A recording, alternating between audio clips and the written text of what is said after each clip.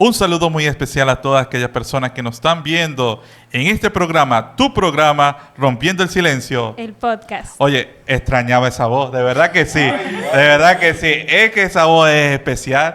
Un saludo, sierva Juan. Feliz sábado, Feliz sábado. gracias. Nos encontramos una vez más aquí en nuestro programa de Rompiendo el Silencio. Bastante contentos porque tenemos un programa hoy especial, como estaba diciendo Samir. Claro que sí. Dígame, ingeniero, ¿cómo se siente hoy? Todo bien, gracias a Dios y más contento que una vez más nos están visualizando a través de este canal de YouTube de Rompiendo el Silencio. Recuerden darle like, suscribirse y activar la campanita para que le llegue todas las notificaciones y puedan disfrutar de un programa más de Rompiendo en Silencio. Así es. Y no quería olvidarme de que deben seguirnos en nuestras redes sociales, Claro. en TikTok y en Instagram, como dice Josué. ¿Cómo nos pueden conseguir, sierva? Como @rompiendo el silencio _podcast Sí, en Instagram. No, que nos siguen y puedan comentar, comenten, Claro. no tengan miedo. Pero vamos a entrar de lleno ya a nuestro programa de hoy, que es súper especial, porque Así nos es. están acompañando una persona especial. Ay. Pero va a ser un segmento, Dali y Ese sierva, fijo ya. un segmento fijo que nos va a acompañar esta eminencia. Ay. Ya se está riendo por allá, pero tengo que presentarlo. No lo voy a así presentar como si nada. Vamos a decirle su currículum para darle introducción a esta persona especial. Esta persona es nativa de Higüey, aunque la mayor parte de su vida la vivió en La Romana. Nacido el 5 de marzo del 93. O sea, es un muchachito. Ah. Es un muchachito todavía. Yo soy más grande que él, pero no, el mismo respeto. También su madre y su padre. Su madre llamada Diosmari Mateo Díaz y su padre Elvio Antonio del Rosario. Ingresó a la universidad, la UNAT, en septiembre del 2013. Se graduó en el año 2019 y está casado, felizmente casado, con su esposa llamada Laura Maciel González, desde el 25 de agosto del 2019. O sea, un currículo especial. Con ustedes y con nosotros nos está acompañando aquí el pastor David del Rosario. Pastor, cuéntenos y feliz sábado. Feliz sábado, chicos. Para mí es un privilegio estar con ustedes y con aquellos que nos están visualizando a través de los diferentes medios digitales, plataformas donde ustedes comparten su contenido. Samir acaba de dar un recuento rápido de mi vida. Obvié la pequeñita parte y la voy a decir ahora para no entrar en conflicto, de que viví alrededor de 2 a 3 años en la provincia del Ceibo, en un pequeñito barrio en formación, y luego de allí sí fui a La Romana, y de La Romana solo salí a la universidad. Actualmente tenemos 10 años en la región norte del país y 4 años sirviendo a la iglesia en la Asociación Dominicana del Nordeste. Sería bueno, Pasto, que ya usted se sintiera ya parte de nosotros. Ya prácticamente ya usted está en nómina. Está en nómina. Y nada, pastor, es un privilegio tenerlo aquí en este programa, en este nuevo segmento, que usted va a ser la parte principal de nosotros. ¿Cómo se llama el segmento, Dani? Y el nombre de este segmento del pastor, del líder, es Dilo en Breve. Y para darle introducción al tema de hoy, que vamos a hablar sobre un tema muy interesante, que es el tema sobre el canon de la Biblia.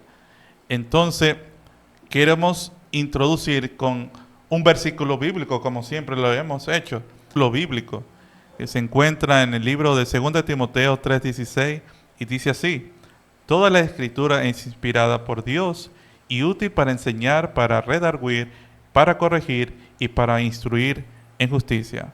Cuéntanos, sierva, ¿qué nos puede complementar con eso? Sí, como ustedes saben, hoy vamos a estar hablando de ese libro maravilloso que es En Parte, que vamos a hablar de eso, de la Biblia. Y por eso quiero leer algo acerca de lo que es este libro tan importante para nosotros, que dice de la siguiente manera: ningún libro ha sido tan amado ni tan odiado, tan reverenciado, tan condenado como la Biblia. Hay quienes han sufrido la muerte por su causa. Otros se han convertido en asesinos creyendo así honrarla. Ha inspirado los hechos más nobles y más grandes del hombre y ha sido culpada por sus hechos más condenables y degradantes. Se han levantado guerras sobre la Biblia, revocaciones han sido alimentadas en sus páginas y reinos han caído por sus ideas. Personas de diversos puntos de vista, desde teólogos de la liberación hasta capitalistas, de fascistas a marxistas, de dictadores a libertadores, de pacificadores a militaristas, buscan en sus páginas las palabras con las cuales justificar sus acciones. Con este texto nosotros podemos ver un destello de la relevancia y de la trayectoria que ha tenido la Biblia y de la importancia que la gente le ve, gente de diferentes etnias, de diferentes, vamos a decirlo así, profesiones, culturas, como ya hemos visto, dictadores y personas de otras profesiones, por decirlo así, buscan en la Biblia. O sea que, como hemos visto, la Biblia tiene una trayectoria importante y la sigue teniendo hoy y la tendrá siempre para nosotros. Y por eso queremos, con esta introducción ya bien amplia, vamos a darle introducción a la primera pregunta que nos va a tener nuestro queridísimo hermano ingeniero Dali Hernández. Gracias, Yavin. Así es, Pastor. Iniciamos con la primera pregunta para darle contexto a este segmento.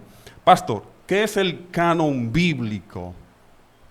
Muy bien, yo pudiera responderte rápido.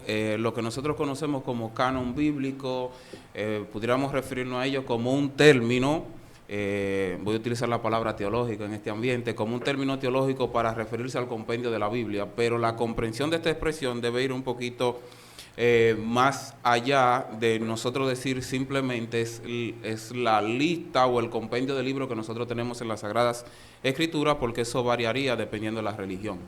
De forma primaria, la expresión canon, en un inicio, saben que en las épocas antiguas se empezó escribiendo en tablillas, luego se pasó a la fabricación de los papiros, y eso, el material cambió del barro a una especie de caña que crecía en las orillas del río Nilo. Por eso la expresión canon alude en primera parte a eso, a caña, al tipo de material, pero más adelante llegó a referirse también a un tipo de herramienta que utilizaban los constructores que funcionaba como una especie de regla, y usted es ingeniero y podrá comprender un poquito esto. Eso era una especie de regla para establecer algunas medidas. Así que con el paso del tiempo la expresión canon empezó a utilizarse para referirse al compendio no solo de libros, sino de criterios que las tradiciones religiosas tomaban en cuenta para decir un determinado manuscrito o libro debía pertenecer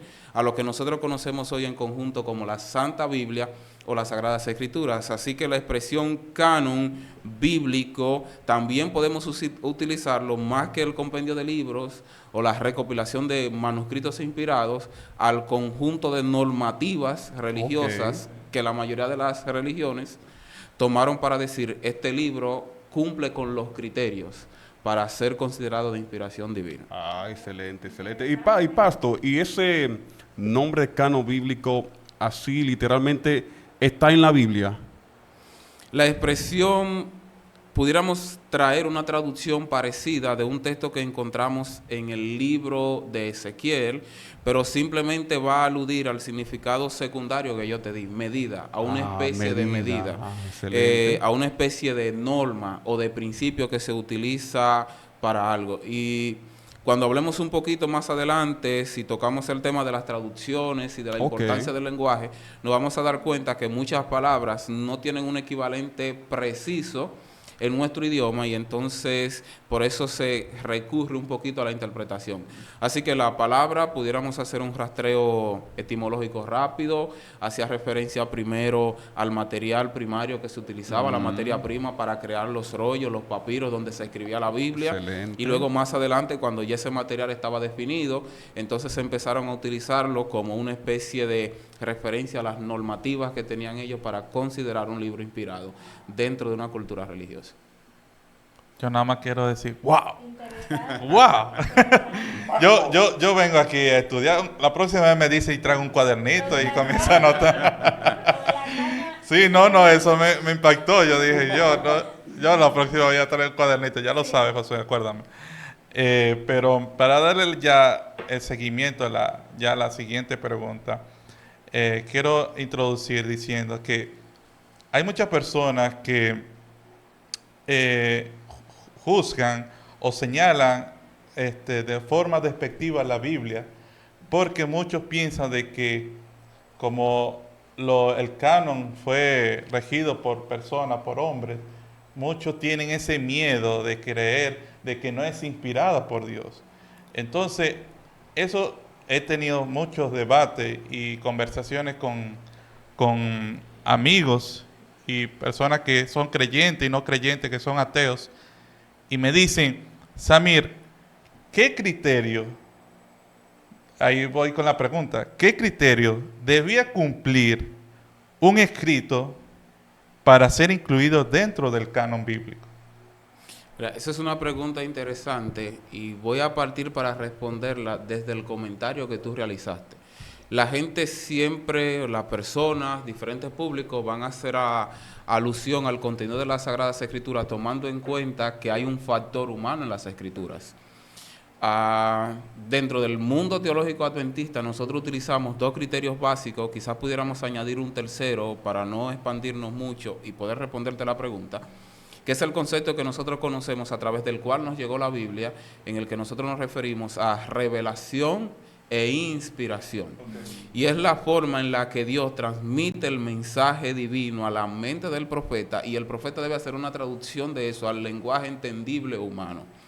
Así que yo me atrevo a decir que tal cual el texto que tú leíste, toda la Escritura es inspirada por Dios.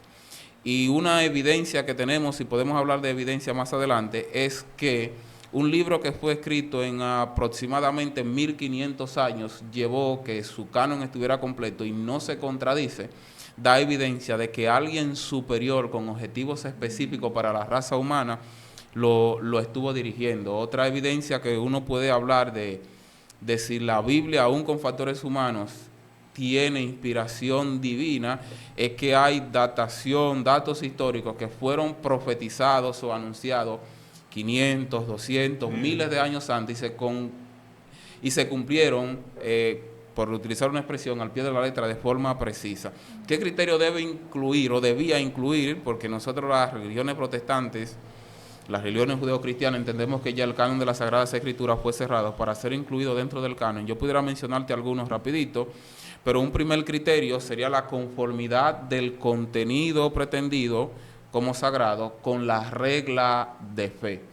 Si tomamos las Escrituras desde la perspectiva de las religiones protestantes, todas ellas van a buscar en cada uno de los libros un fundamento doctrinal que defienda lo que ellos creen.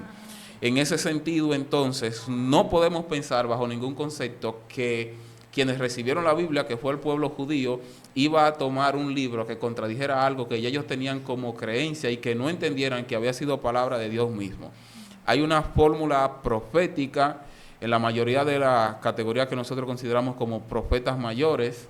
La usa mucho el profeta Jeremías, la utiliza mucho el profeta Isaías, que es una expresión que cuando usted lea su Biblia, le animo a que medite en ella. El profeta va siempre a empezar un oráculo, que no es más que una profecía, diciendo, vino a mí palabra de Jehová.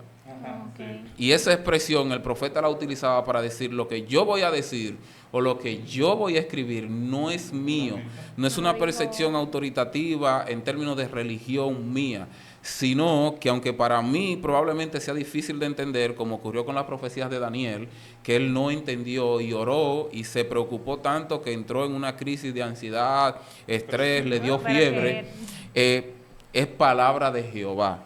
Y el mensaje, aunque sea duro o difícil de escuchar, es palabra de Jehová. Así que el pueblo y la nación judía miraba que el texto que estaban recibiendo como una revelación profética estuviera de acuerdo a las demás creencias o pilares doctrinales que ya ellos hubiesen recibido. Un segundo criterio, y este tiene que ver con la época del Nuevo Testamento, era la autoría apostólica. saben que los apóstoles jugaron un papel determinante en la formación de la nueva iglesia, de la iglesia apostólica como nosotros llegamos a conocerla luego que Jesús asciende al cielo y deja a los 11 en ese momento al frente de la comunidad de creyentes en el milagro que había ocurrido en la cruz. Aparecían escritos, y si estos eran reconocidos por la comunidad de creyentes cristianos de la época, que eran palabra de un apóstol o que era el registro histórico de algo que habían vivido los apóstoles y que no contradecía lo que los judíos habían visto, entonces era aceptado. Y para mí el criterio del Nuevo Testamento es muy importante, porque fácilmente en el Antiguo Testamento un profeta podía decir: yo recibí un mensaje del Señor y este mensaje tenía que ser sometido a análisis. Pero si Mateo decía: esta es una recopilación que yo hice de lo que yo vivía al lado de Jesús, podían haber por lo menos 2,000 personas que escucharan el mismo sermón de Jesús y decir: Mateo está escribiendo algo que no es. Sí. O de la misma manera, ese grupo de personas podía decir: bueno, cuando Jesús predicó el Sermón del Monte, lo que Mateo está escribiendo aquí en el capítulo 5, yo estaba allí, yo lo escuché, y es lo mismo. Y entonces así la iglesia, la tradición de la iglesia decía: este texto está relatando un hecho fidedigno. El contexto histórico también era importante para nosotros en la cultura decidir: este libro es canónico. Y usted se va a encontrar con libros que hoy no consideramos dentro de la cultura religiosa protestante, como los libros de Macabeo. Te puedo citar uno, Segunda de Macabeos, que da una datación histórica de la época de conquista de Alejandro Magno, y entonces le pone fecha a eventos que el autor de ese libro es el único que dice que ocurrió en esa fecha. Y la mayoría de los historiadores contemporáneos de la época van a decir: eso no ocurrió en ese momento. Y yo creo que si usted lee el libro, hay una datación histórica allí que dice la manera en la que murió Alejandro Magno, pero todos los historiadores, aún religiosos y seculares me refiero a no religiosos en el ámbito científico, van a decir que Alejandro Magno ni murió en el lugar ni de la forma que el autor del libro está diciendo que murió. Entonces, cuando la tradición cristiana veía el libro, evidentemente iba a decir: tiene errores. Y como tiene errores, aunque tenga un poquito de valor histórico, que es lo que utilizan algunas otras religiones para tenerlo en su canon, los cristianos decían: no merece estar en la Biblia, porque la Biblia revela a un Dios perfecto y por lo tanto su escritura debe notar perfección en todo lo que ella explica. Ay, pero como dice Samira, que vamos a tener que traer un cuadernito y un lapicito para nosotros apuntar. Aleluya. Dios mío, sí. Eso estuvo interesante. Sí. Pastor, hay otra pregunta que yo me la he hecho bastante, y Josué, que está detrás de cámara, el ministro de nosotros también, es la siguiente: ¿en qué medida pueden influir las traducciones o interpretaciones de la Biblia en la comprensión de las Sagradas Escrituras? Ok, hablamos de traducciones e interpretación. Mira, no puede haber una correcta interpretación sin una traducción apropiada. De hecho, cuando uno va a la universidad a estudiar teología, cuando uno está en un proceso de maestría, hacen un énfasis marcado en dos cosas: en que tú aprendas idiomas bíblicos, aunque son lenguas muertas. Cuando me refiero a muertas es que ya no hay un público que la hable, pero tú tienes manuscritos a los que puedes tener acceso, leerlo y entender algunos conceptos. Que tú puedas conocer esos idiomas, porque a través del conocimiento de los idiomas, entonces tú puedes tener una comprensión más clara y por lo tanto una interpretación. Yo creo que traducir es uno de los desafíos más grandes que tienen los eruditos y que tienen los teólogos que quieren tener un acercamiento más preciso al contenido de las Sagradas Escrituras. Para la traducción es necesario que haya un escrito. A diferencia de muchos otros libros que la tradición secular ha querido decir que son importantes, de la Biblia tenemos miles, 20,000, 30,000 manuscritos.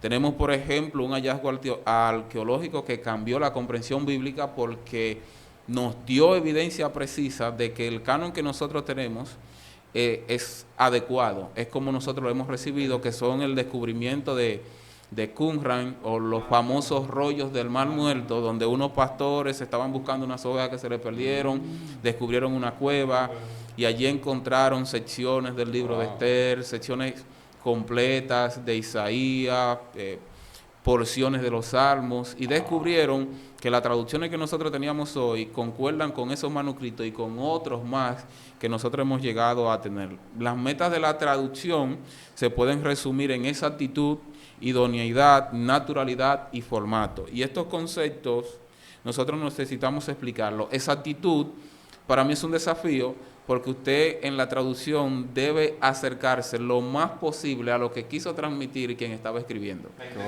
La intención. Wow. Y eso es un desafío, porque usted debe saber un poquito del contexto, qué es lo que nosotros llamamos como trasfondo histórico. Usted debe saber, por ejemplo, hay un libro que a veces yo les recomiendo a ciertas personas, un libro muy pequeño que habla de usos y costumbres de los tiempos bíblicos. Eso aplica también para el vocabulario. Yo pudiera darte un ejemplo preciso.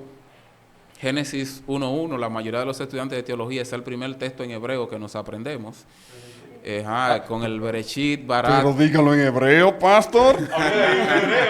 dígalo. El texto diría más o menos Bereshit, Barat, Elohim, et Hashamayim. No soy judío, así que me perdonan la fonética. Pero cuando un teólogo que conoce el idioma te va a hacer una traducción con exactitud, va a traducir en el principio, creó Dios los cielos y la tierra. Ese crear nosotros lo vemos como una expresión simple. El creador de la bomba atómica, pero tomó elementos que ya existían. Ahora, el que conoce el idioma va a entender que la expresión barak ahí, que es crear, solo se usa en la Biblia, y que solo el escritor judío lo utilizaba en la Biblia teniendo a Dios como sujeto, con la intención de transmitir que solo Dios crea de la nada. O sea, esa palabra, para tú tener la exactitud que quiere transmitirte el texto y el lenguaje, tú vas a darte cuenta que cuando tú estudies el resto del Antiguo Testamento en hebreo, ningún escritor lo va a utilizar para tener a un ser humano como sujeto, solo Dios. Y entonces la exactitud de la palabra te transmite, solo Dios crea de la nada. El hombre puede crear a partir de lo que ya está creado por Dios. Correcto. Puede modificar cosas que existen, pero solo Dios es el creador de todo cuanto existe. Y con esa expresión, por ejemplo, y el conocimiento previo del lenguaje, usted puede defender teorías como si Dios es el creador o no, o corrientes por ahí que existen que dice que Dios sí creó algunas cosas, pero que en otro caso lo que hizo fue ordenar lo que ya estaba desordenado. Así que la idoneidad se refiere también a cómo expresamos el mensaje, a la intención. Se pudiera buscar un ejemplo, se respetaba mucho cuán sagradas eran las escrituras. Y entonces en ese sentido, hablar de la idoneidad, nunca iban a poner una expresión que fuera despectiva dentro del ambiente religioso en las escrituras. Por eso algunos teólogos han encontrado ciertos detalles al momento de traducir el texto que nosotros encontramos en el libro de Job, donde la esposa de Job le dice, maldice a Dios y muérete. El original dice bendice, pero lo dice con una expresión sarcástica, porque de manera directa el escritor respeta tanto a Dios y las escrituras son tan sagradas que no va a utilizar una expresión, aunque sea una narrativa, para decir que necesitamos maldecir a Dios. Entonces lo utiliza de una forma sarcástica y dice, bendice a Dios y muérete, cuando la intención, y por la gramática nos damos cuenta, era que la esposa de Job le estaba diciendo que maldijera. Entonces, un último criterio que pudiéramos hablar es de la naturalidad. ¿Qué tan natural llega el contenido? Y a veces nos encontramos con versiones, chicos, que para nosotros son más fáciles de leer que otras. Y algunas versiones que decimos, yo no la entiendo. Es porque el traductor busca no tanto la naturalidad, sino el acercamiento. Y no busca suplir palabras que probablemente falten en nuestro idioma, sino que hace una traducción un tanto más precisa, aunque sea más pesada para nosotros leer, porque busca pegarse un poquito más a la realidad. Así que una interpretación correcta de las escrituras debe venir obligatoriamente de una traducción correcta de las escrituras. Por eso, cuando nosotros tomamos clase en la facultad, nos mandan, si vamos a hacer una investigación de un texto, el primer paso que nosotros tenemos que dar es conseguir el texto en el original y hacer una traducción propia. Y a partir de la traducción que nosotros hacemos, basado en el conocimiento que ya tenemos, entonces empezamos a hacer análisis de algunos vocabularios, de algunas expresiones que entendemos que van a clarificar el texto y a partir de ahí entonces llegamos a una comprensión teológica del texto, que es lo que los teólogos llaman exégesis bíblica. Ay, pastor, Dios mío, yo estoy sorprendido. Anota todo eso. Verdaderamente, wow. Pastor, pero continuamos con la pregunta. Y la siguiente dice así: ¿cómo nosotros podemos confirmar que lo que leemos hoy en día es lo mismo que leía Jesús? Yo voy a utilizar un criterio fe para responderte eso. El texto que encontramos en los evangelios que dice: pasará el cielo y la tierra y ni una jota ni una tilde será removida de la palabra de Dios. Fue un sello de autoridad que Jesús imprimió en las Sagradas Escrituras. Jesús utilizó esa expresión porque muchas religiones, muchas doctrinas protestantes sugieren que hay un cambio de normativa entre el Antiguo y el Nuevo Testamento, cuando Jesús lo que hizo en los evangelios fue darle un sentido más completo a las Sagradas Escrituras. Oíste que fue dicho, amarás a tu prójimo, pero yo digo también usted necesita amar a su enemigo, porque es fácil que usted ame a quien le hace bien, pero el amor se manifiesta en amar a aquellos aún que nos hacen mal. Un mandamiento nuevo os doy. No era un mandamiento nuevo, le estaba diciendo la forma correcta en la que debían aplicar el mandamiento de amarás al Señor tu Dios con todo tu corazón, con toda tu fuerza, y al prójimo como a ti mismo. Hay una rama de la teología o una especie de estudio teológico que nosotros lo llamamos intertextualidad. La intertextualidad sugiere, y cualquier teólogo serio puede decirles eso, que todo, prácticamente todo, por no ser cerrado con la expresión, lo que nosotros encontramos en el Nuevo Testamento es una paráfrasis a excepción de los datos históricos de lo que se escribió en el Antiguo Testamento. Es decir, Jesús no hizo nunca un comentario aislado en un discurso que no estuviera cimentado en una expresión del Antiguo Testamento. Entonces, nosotros en ese sentido necesitamos defender, entender que si Jesús citó el Antiguo Testamento tal y como nosotros lo conocemos y lo hemos encontrado en el idioma original hoy en día, Él le estaba dando validez a las Sagradas Escrituras. Me gustaría aclarar que cuando hablamos de que si lo que Jesús leyó en el pasado es lo mismo que leemos hoy, correcto, necesitamos referirnos solo al Antiguo Testamento, que era la Biblia que tenía el pueblo en la época. Exacto. Y entonces ahí van a suscitar detalles como si Jesús leía en hebreo, es posible que sí, que si Jesús leía en arameo, es evidente que nosotros necesitamos mirar esta expresión con cierto cuidado, porque hay porciones de la Biblia en arameo en el libro de Daniel, pero no toda la Biblia está en arameo. Y la versión más común de la Biblia que existía en la época de Jesús era la Biblia que nosotros conocemos hoy como la Septuaginta, que fue una traducción del hebreo al griego que mandó a hacer Alejandro Magno para su biblioteca que él creó en la ciudad de Alejandría, que pertenece a lo que nosotros conocemos hoy como Egipto. Y quiero hacer un poquito de historia con esto, porque aunque se hizo una traducción para los griegos, esto no significa que fueron los griegos que tradujeron. O sea, yo quiero que ustedes entiendan esto claro. Se tomaron, y aquí hay un poquito de inferencia histórica, los historiadores no se ponen de acuerdo, aunque Septuaginta hace referencia al número 70, algunos dicen que fueron 69, otros dicen que fueron 72, pero que se tomaron escribas judíos, preferiblemente levitas, que conocían casi de memoria y que manejaban ambos idiomas para hacer una traducción.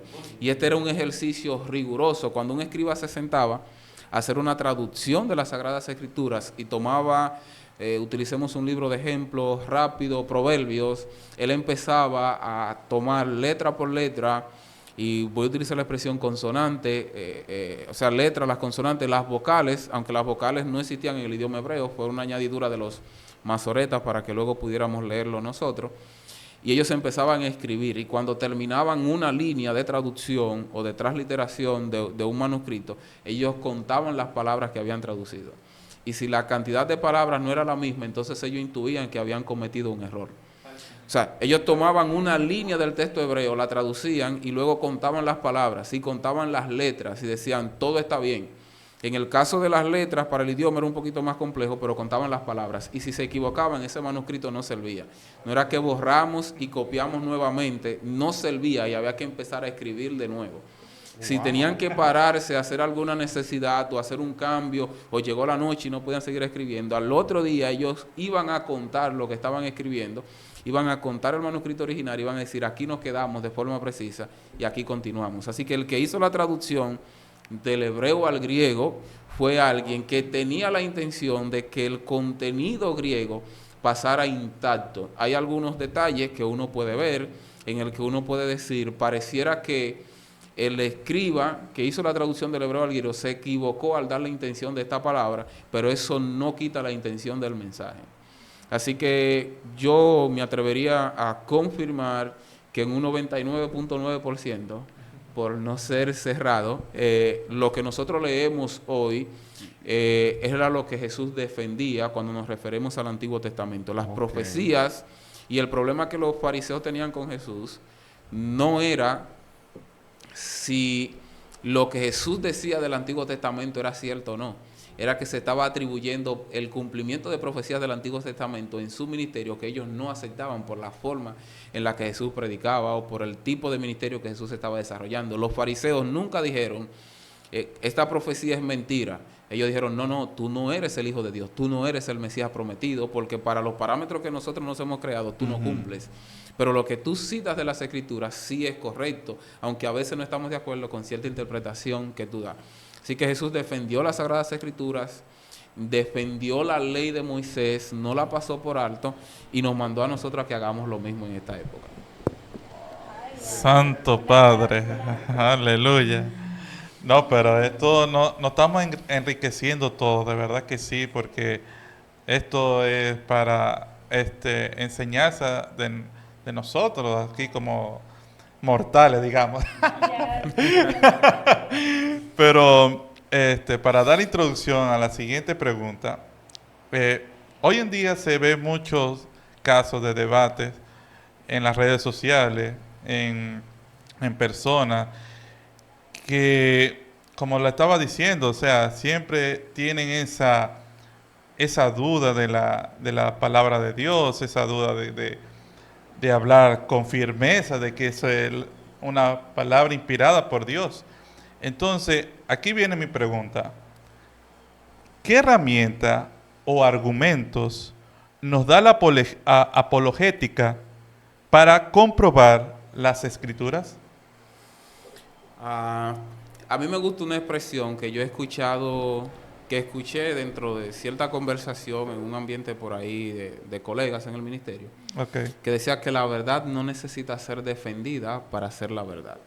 Y yo me atrevería a aplicarle ese argumento a la Biblia. Algo no deja de ser verdad porque tú lo ataques, seguirá siendo la verdad. Exacto. Y sobre todo, si la Biblia es la palabra de Dios, no necesita, para mí es una verdad absoluta. Yo lo creo así como pastor, Amén. por eso utilizo la Biblia para predicar y creo que de ahí sale nuestro credo de que la Biblia es nuestra única regla de fe.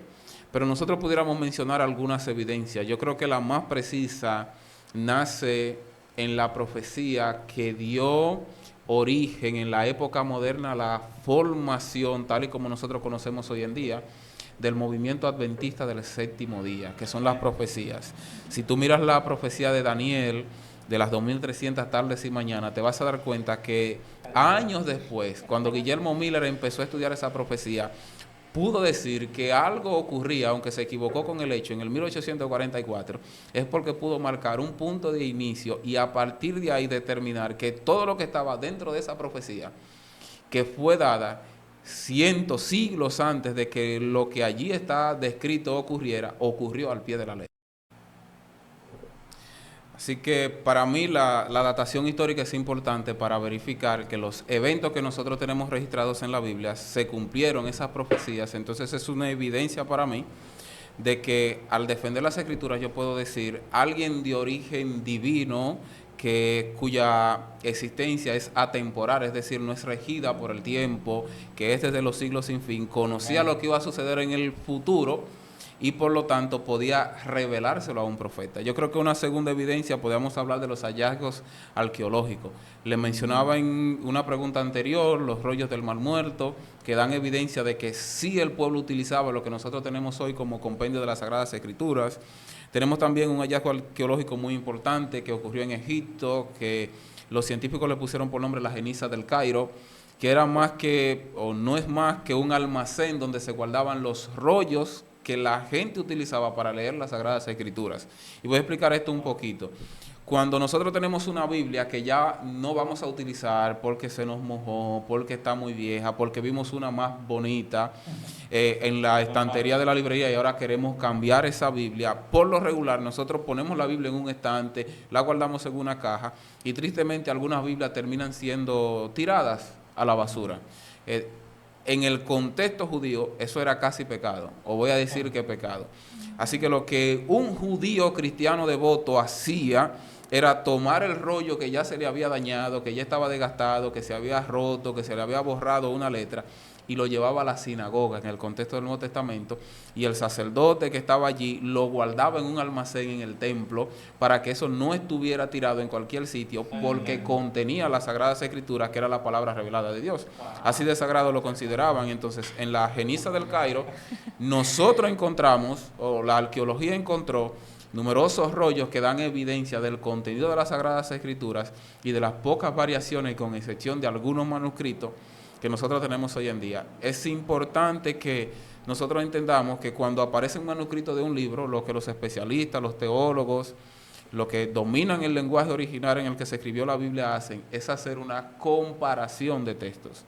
Y es decir, yo tengo 500 rollos o 500 secciones del libro de Esther, del capítulo 1, yo las miro todas y digo entonces, en 400 el capítulo está igual, pero en 100 de las 500 que tengo, de las 600 que tengo, hay variaciones, así que tengo 25 con esta intención, 30 con esta. Yo digo, la estadística me dice que estas 400 son las correctas, porque no contradicen mi fe y están idénticas. Y entonces yo tomo esto como autoridad para hacer una traducción de las Sagradas Escrituras. Así que yo pudiera hablar de la evidencia arqueológica, pudiese hablar de la evidencia histórica que respalda la Biblia, el cumplimiento de ciertas profecías, como una razón básica, sencilla, que nosotros pudiéramos utilizar para defender las Sagradas Escrituras, y más allá de que los escritores, la mayoría de ellos, aún sin conocerse, escribieron con una misma intención y una misma sintonía.